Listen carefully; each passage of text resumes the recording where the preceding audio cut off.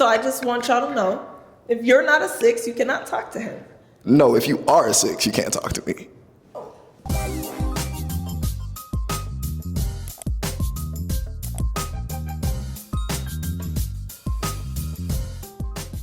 Welcome back to another episode of the Auti Show. Today we have somebody who was here a few months ago. Episode audio was a little wonky, so we had to redo it.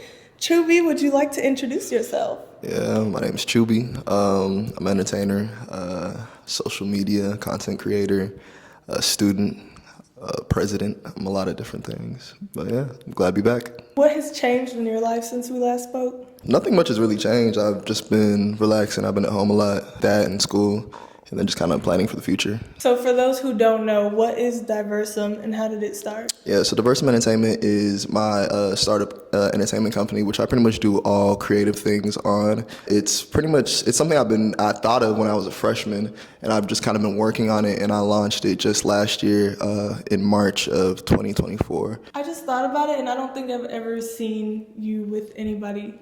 Do you have a team? It's funny because a lot of people think like Diversum Entertainment is just a lot of people that I have a small team of people. I feel like I have like a media team. I'm gonna shout them out. Haneen, she's my like head of media. She helps me with social media and things for that. Nathan, he's my videographer.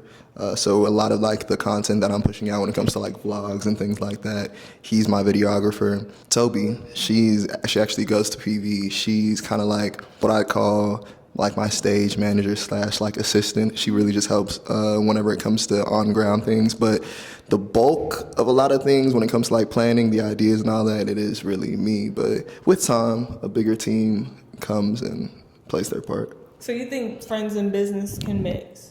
For sure.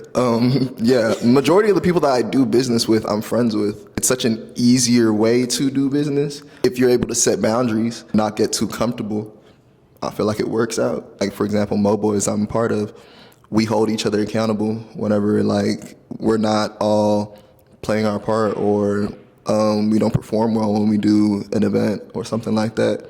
And that's just like, that's part of it, but we can be real with each other. You said you were the president of ASA. Mm-hmm. I still am. Still am. Okay, almost done. Almost done. Nah. But yeah, I still am. This will be my last semester of presidency, though. Yeah, done it 2 years in a row. I've done enough, more than enough. But it's like, I mean, it's very time consuming and it's very stressful a lot of times. But I feel like I've done a lot and I've accomplished a lot that I wanted to when I did become president of that organization. So I'm great. I'm really happy to see where I'm about to leave it at. Especially when it comes to my role, not just as president of Texas ASA, but also just like the role that I kind of played when it came to just the collegiate community. I think I'm satisfied with that. And I always say if I don't feel like something kind of benefits me anymore, I don't do it anymore. So I feel like I've done kind of what I needed to do. I'm gonna finish out the semester because it's still got a lot planned, but I think I've given my all and I've gotten everything that I can get out of it. So it's time to go into something else. Speaking of organizations on Texas State campus, I've been gone for about a year now. Is the dynamic still the same? Is it like every group for themselves? Or is it kind of more tight-knit within the Black Texas State community? I think it's a little more divided than it used to be. Really? When I was younger, I was really involved in a lot of different facets of Black Texas State. Me and my friends were as well. So I think it was a lot easier because you have people that wanted to see the growth of Black Texas State and were actively working to collaborate amongst each other and things like that. But as those people grow older, as those people leave, it's now up to other people, newer people, to kind of set that standard. And if no one really has the love for it, I don't really think it's gonna happen. I guess it also has a part to play because of the growth of Black Texas State. So maybe because there's just so much more people, naturally it might be a little more divided. But I think the division kind of doesn't even come from the community itself, but those who are at the top in terms of leadership, in terms of those who run organizations, things like that, those who make things happen within Black Texas State. So Yeah. Well, I'm glad that you brought up division. Well, no, not glad. But I'm glad that we're talking about division amongst Black people. Not to make it that, but did you watch the Super Bowl? Yeah. Was it the greatest Super Bowl performance ever? No. I What think was the greatest? I ain't gonna lie, Beyonce, Bruno with Coldplay was tough. That was really good. Even Usher's last year was better to me. Even Usher's last year, yeah. The amount of people who said they forgot he even performed? I mean, I think that's just natural when it comes to Super Bowls. Do you remember The Weeknd's performance? Yes, because it was the one performance I said I would never pay to see him in person. I said, thank you, Super Bowl, for showing me that this is not someone to see in person because That's funny. he cannot sing. Oh, okay. He's one of those, how would you say, auto-tune babies. If there's no auto-tune, like, there's almost no point in them being an artist. I feel the same about Travis Scott. No shade. That is an opinion. But I mean, as far as this performance goes, like I understood the symbolism. I understood all that. I feel like the beef was such a small, like minute thing when it came. Like it was cool. Like everybody was waiting for it. But I get what Kendrick was trying to do with the performance. I thought it was cool. I liked it. So taking a pivot, right? Because you have a lot going on. Where has there been time for you to like balance a social life? I feel like my social life is kind of deeply ingrained in my business and what I do. A lot of times if I'm doing things that have to do with orgs, I'm doing things that have to do with events, I'm going to be working with or seeing my friends at those things. So it's like, that is my social life in a sense. With my social life being ingrained into my business, it makes it a lot easier in terms of trying to balance seeing people because I do cherish my time alone and at home. Do you still plan on being involved in ASA after you leave? You know, if they like need some support or help, I'm cool with helping. But I'll show up here and there for sure. You know what I'm saying? I'll show love here and there. But now my focus is graduating. And what are you going to do after graduation? Well, I guess we're going to find out then. I don't know. I don't like to think of life too far. I just feel it's better to live closer in the moment. I don't really think further than about 4 months. So, I mean, obviously, I know I'm going to graduate at that point in time, and then I'll know I'll have things set in stone I'll have it figured out by then, but that's not something I'm going to worry about. You don't have a 5-year plan? A 5-year plan? Nah. And it's like, and yeah, it's just, because I'm confident in myself and my abilities to where just because I don't have a 5-year plan right now, it doesn't mean I'm finna be a bum in 5 years. I'm gonna be okay. It's just like it's just like I'm focusing on what I need to focus on right now because before we even get to any of that, I need to graduate. So it's like, let me just put my energy and my power into completing that. Everything else is gonna work out for itself. It's not like I don't have opportunities for myself. I'm already making opportunities for myself now before I even graduated. So I'll be all right. So how do you balance everything you have going on with school as you approach graduation? Just take time to focus on school. These past like 2-3 months, I've been real MIA. A lot of people haven't seen me. That's the time I'm taking to focus, make sure I'm good, and then I can start jumping back into everything for the rest of the year. So it's like I'm real intentional with breaks and spacing out when I'm doing things and how often I'm doing things. Because especially like in the fall, fall was a lot because every single month I had something going on. So I was like, okay, let me slow down, recuperate a little bit, and then I can come back late spring, summer, and do more. So it's like, yeah, it's just a matter of figuring out when to do things and also making sure I put time aside for myself. Do you have a lot of friends that are kind of your same mindset? I don't really think anyone is like as in tune with me or kind of thinks the way that I do, but I feel like a lot of my friends, they understand how I think and they understand how I operate. I feel like I have a lot of supportive people around me because even in the way that I am and the things that I choose to do, as crazy as it may seem or it may sound, they still choose to support me and help me. So I think that's the benefit of all the people that I have around me. We don't necessarily have to be the exact same. We don't necessarily have to have a lot of the same like goals. Some of them would never ever even try to do any of the things that I'm doing. That's just not their space and their speed. But they'll show up. They'll still support.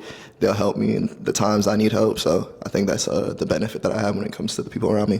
So one thing that we did not hit on last time that I would love to hit on this time: where do relationships fall for you? Like, where do you have time for relationships, or do you even focus on that? Like, out of everything you've been having going on. So it's not as if I don't make time or I don't have the space to do that. I do, and trust I want to be in a relationship and I want to eventually get married and have a family and things of that nature. But I also I think I have really high standards for not just myself, but for someone else. So I think I really vet. I really be vetting people a lot, and I just gotta figure out who's my match, I guess. I feel like I'm perfectly capable and fine with building a relationship with somebody while doing all that I need to do. I mean, at the end of the day, it's not like life is ever gonna stop. The only thing that I'd really be sacrificing is my time, like my alone time, which I wouldn't mind sacrificing. That's the whole point of a relationship at the end of the day. But it sounds like you value your alone time. I do value my alone time. So if I'm in a relationship, of course, that means I really care about that person because I value my alone time. I would love to move into our next segment, which is hot takes, where I'm going to be asking you some questions that may or may not be controversial, but I would love your opinion on them. Is the dating game really a lost cause in college, or do people just have commitment issues? People for sure have commitment issues, but I don't think it's a lost cause. Like I said, it's just about the standards that you want to set. And at the end of the day, if you want to just date around, figure things out, that's okay. Everybody doesn't have to be your husband or wife. That's completely fine. But it's really just how you're moving with intention. If you can find someone in college if you want to. It's not like it's impossible. But at the same time, it's like, you got to use your discernment. You think you can date multiple Yes, people? you can date multiple people. That is as long as, I feel like, first off, my definition of dating is when you're getting to know different individuals to eventually try to be with them, right? Mm-hmm. That doesn't mean that you're committing to them or anything like that. And it's just that's normal. And actually go out on dates. I hate the term talking. Talking doesn't exist. Yeah, that's weird. But if you actually going out, it's cool.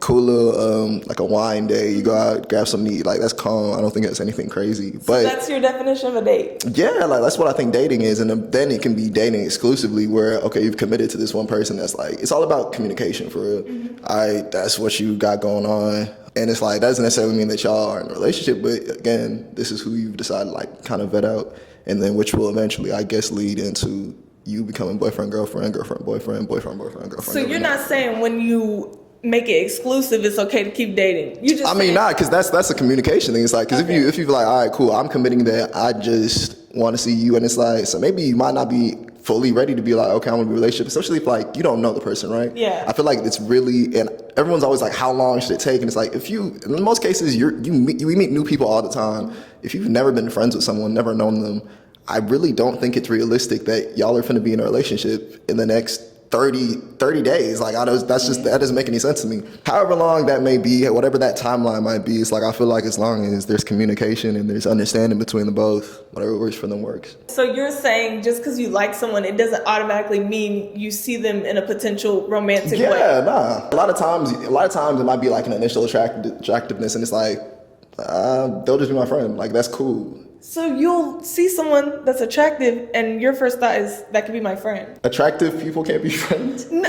they can't. I feel like, look, I'm not attracted to any of my female friends. I have a lot of beautiful female friends, though. They're gorgeous, but it's they're just my friends, this gang. How do you know they're attractive, then? How do you know they're beautiful? Because they're not ugly? Because they're not ugly.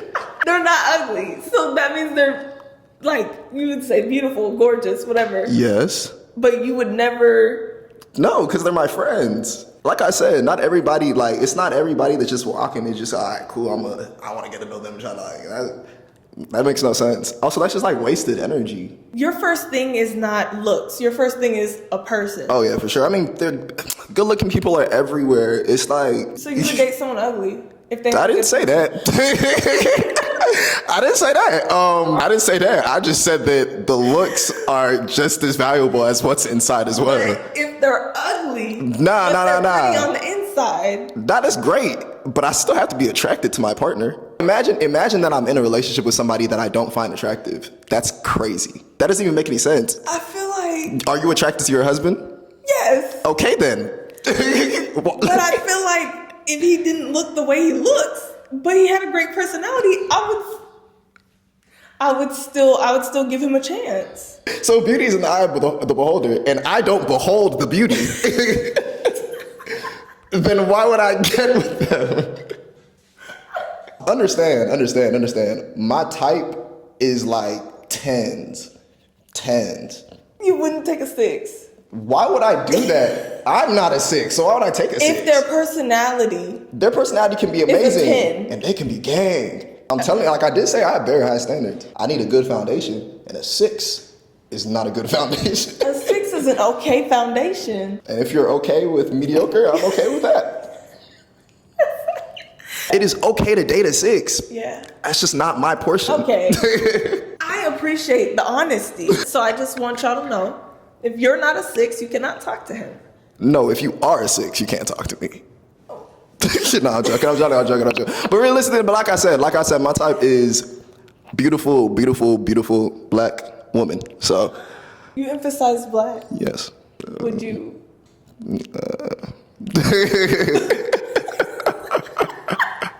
I told you what my type was. You ain't gotta. There's no more questions. You wouldn't. Don't. They can be a 10 over there. You're right. Moving to our next question. What's the most bare minimum effort someone can put in and still call it a Valentine's Day gift or a surprise? Literally, just get something. Literally just do something. It's really just the days to show appreciation. Balloons, cards, some treats. Like literally, that's less than $10. And So that's if your girl gave you a balloon, you'd be I'm saying, but here's the thing though, it's different if it's like it's someone you're in a relationship with compared to like just a Valentine, like just on some cute shit. But it's like, I think it changes from person to person. I'm just saying, like, when it comes to bare minimum, I'm saying some form of appreciation. Some people will literally be okay. Like me, I don't ask for much. I'm not gonna lie to you. Mm-hmm. So realistically, if Valentine's Day, I get like a nice little gift, maybe some treats I like here. Like I'm not finna, but it's like, it's better than getting nothing at all. Mm-hmm. But that's because like one of my love languages is I love receiving gifts. So I don't really, you can give me a candy bar and I'll be elated. That's just how I am. But if it's nothing at all, then it's like, I ain't get shit. That's that really hurts me. But yeah. Wait, from your girl or just a Nah. Like if it's like my girl, that would be like, oh, because I think some people like there are definitely some women that think that they shouldn't give the man a gift. It should just be a man that's doing everything for Valentine's Day. Mm-hmm. And I just think it's like, do you not love your man? I get that. It's the day of love, and it's only one way. I think that's just that's what society has set up. It's like and that's it's cool. for the girl. Society can do that. I don't want that. Oh, so your 10 has to give you a gift. Yeah, I'd very much appreciate it. Would you take quality time as yeah, okay. Of course. Like if it's just taking time to do something, like I feel like showing appreciation and showing love, that's enough of a gift. It doesn't matter if it's something like materialistic, or I just feel like if there's thought put into it, like I appreciate that. Now I will say if I do go all out, like get you a little Chanel bag, get me a little Chanel cologne getting or something. a Chanel bag? No, I'm saying if I got the girl a Chanel bag or something, like, you know what I'm saying, like match my energy. But but realistically, I'm not really too picky when it comes to things. My last hot take question is: a lot of people think that party planning is not a real business. Is it? Of course it is. There's some people that really like make it like a business, like this is something that they do. I mean, we see Baywatch. Like all Baywatch is just events, mm-hmm. and that's cool and everything. I feel like when it comes to me, I don't even think of myself as like a party promoter and things like that. I host events because mm-hmm. it's various types of events. I think in the future, as I meet more people and as I network with more people, I get the opportunities to do different styles of events, whether it's like fashion shows, whether it's a festival, whether, it's really like pushing the boundaries of entertainment as a whole. Throwing parties is of course a business. It's not easy. The average consumer, you just pay $10, you go to a party, things had to be booked, DJs had to be booked, you know what I'm saying? Security had to be booked. Like, there's a lot of different things to think about. And it definitely isn't just an easy thing to just go up and throw. We're gonna move into our next segment, which is Song of the Week. This is where we talk about a song that we've been bumping to this week. So you can go first. My song is Nokia by Drake. Yeah. Are you a Drake fan? Oh, of course. Yeah. Oh. Is that on Drake's new album? Yeah. Some sexy songs for Yeah. you? So you like Party Next Door? Yes, very much do. Party Next Door, his last album, no skips at all. But yeah, this, like, I've been bumping Nokia heavy. It's like, it's so catchy though. It's very catchy. My song, I would say I've been bumping Luther Oh, okay, that's real. by Kendrick and SZA. Speaking of, what did you think about her performance? It's SZA, she was great. Where can our audience keep up with you and keep up with everything you got going on? I am CID_ on Instagram, pretty much all platforms, Twitter, TikTok, and then follow Diversum Entertainment on Instagram as well. That's where that's probably where you're gonna find me a lot too. But yeah, I have a lot in store. I'm excited. We will see you next time, hopefully. Of course.